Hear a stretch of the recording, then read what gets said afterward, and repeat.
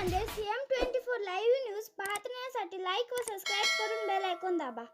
CM24 live news मध्ये आपलं स्वागत आहे। पाहूया आजच्या काही ठळक घडामोडी।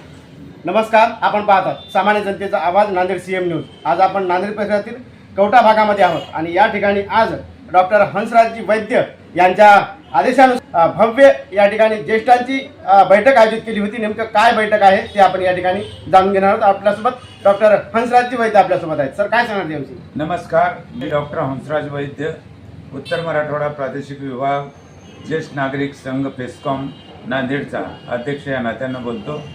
आज आमचा अतिशय निर्णायक आणि हितगुज मेळावा मोठ्या प्रमाणामध्ये झाला। 15,000पेक्षा जास्त लोक आलेली होती। हे खरे खरे गरजवंत आणि गरीब होते, ज्यांना काही नाही, ज्यांना अजिबातच कुठली मदत नाही, असे लोक सगळे आले होते। आणि शासनाला हे आम्हाला दाखवून द्यायचं होतं की बाबा रे, खरे गरजवंत हे लोक आहेत, यांच्यासाठी तुम्ही मानधन द्या। मानधन म्हणजे तर किती, तर 5,000 रुपये महिना द्या, म्हणजे दोनदाची रोटी आणि 2दाचा चहा एवढंच होईल। सन्मानानं आम्हाला जर त्यांनी सरकारने आम्हाला दिलं तर आमचा मुलगा, आमचे सुनबाई म्हणतील, बाबा जेवण करता का, बाबा चहा घेता का, आई चहा घेते का, जेवण करते का, एवढं आमचं मागणं आहे। जसं शेजारी राष्ट्राप्रमाणे आंध्र प्रदेश, कर्नाटक, तेलंगणा, दिल्ली, गोवा, झारखंड, उत्तर प्रदेश, उत्तरांचल, पंजाब, हरियाणामध्ये सगळ्या राज्यामध्ये मानधन दिलू सरकार देतं आहे, पण महाराष्ट्रात अजिबात देत नाही।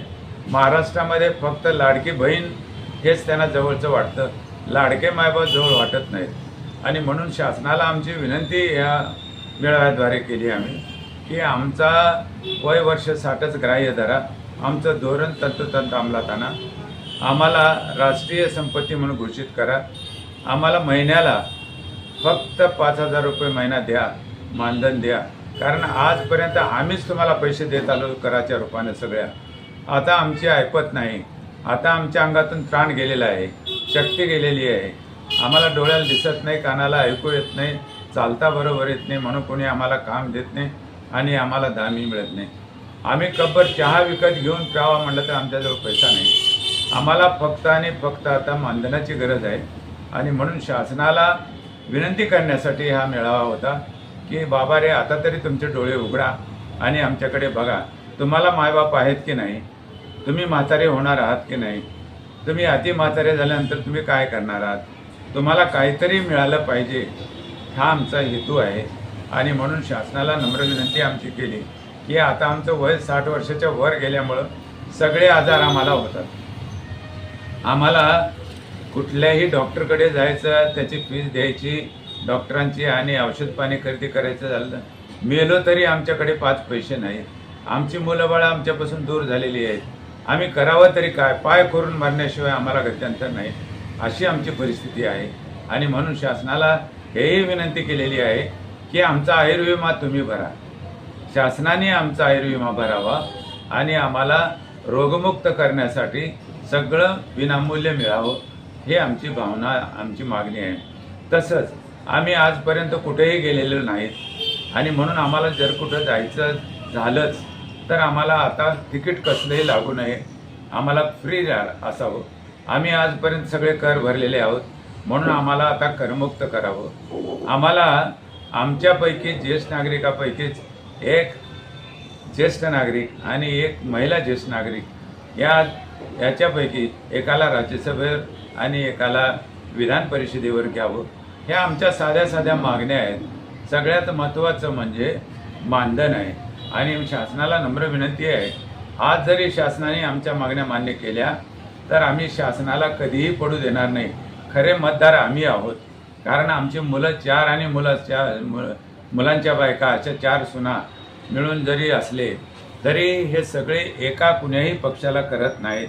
मोठा पक्ष, मोठा मुलगा काँग्रेसला मतदान करतो, त्याची पावशिरी रात्री मारतो, दुसरा मुलगा घड्याळाची पावशिरी मारतो आणि सकाळी घड्याला बायकोला घेऊन घड्याळाला मतदान करतो, तिसरा मुलगा धनुष्यबाणाची पावशिरी रात्री मारतो, बायकोला घेऊन जातो, मायबापाला विचारत नाही आणि धनुष्यबाणाला मतदान करून येतो, चौथा मुलगा कमळाला मतदान करून येतो। आता मला सांगा, कोण निवडून येणार आहे? तुम्हाला जर पुन्हा आमदार व्हायचं असेल, तुम्हाला जर खासदार व्हायचं असेल, तुम्हाला जर मंत्री व्हायचं असेल तर आमचं म्हणणं असं आहे की तुम्ही आम्हाला आमच्यासाठी काहीतरी करा, आम्हाला मानधन द्या. आमचं अजून एक दुसरी अशी मागणी आहे की आमचं घराणं ऐकायला ना आमदार आहे, ना खासदार आहे, ना मंत्री आमचा आहे. म्हणून आमच्यापैकी आमचं एक खातं तिथं निर्माण करा, आमचं मंत्रालय वेगळं करा सन्मान म्हणून. कारण आमचं म्हणणं असं आहे की आम्हाला तात्काळ आमचे आता 40-45 वर्षापासून आम्ही न्याय मागतो, अजूनही शासन आमच्याकडे बघत नाही. म्हणून आमचा मंत्री वेगळा मंत्री असावा, आमचं खातं वेगळं असावं. ह्या सर्व बाबतीत आम्ही कसलीही तडजोड करणार नाही.